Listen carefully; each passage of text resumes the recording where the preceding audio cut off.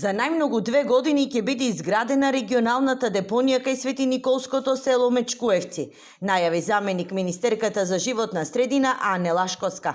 Се чека на Европската комисија да даде зелено светло и да се започне со целата постапка, која се провлекува со години. Во моментот тендерската документација за изградба е на разгледување и одобрување во делегацијата на Европската Унија. Очекуваме Европската комисија да ги одобри документите и веќе тендерот да биде распишан некаде првата половина на септември месец. По завршувањето на тендерот нели следува евалуација и очекуваме изградбата на депонијата да заврши во рокот година и пол до 2 години. Јас велам да дадеме простор уште 6 месеци. Проектот изградба на регионална депонија во Свети Николско чини околу 40 милиони евра и 85% од средствата се од европски фондови.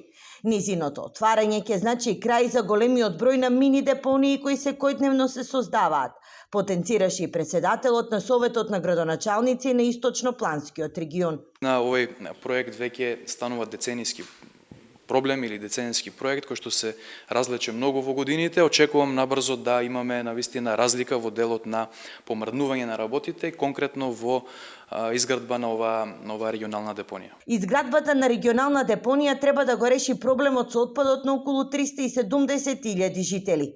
Проектот е стар една деценија, но општините се натегаа за локацијата каде да се формира, дали во близина на Куманово или Свети Николе.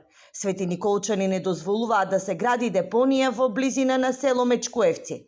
Велат дека камионите полни со ѓубре ќе загадуваат и ќе уништуваат патната инфраструктура.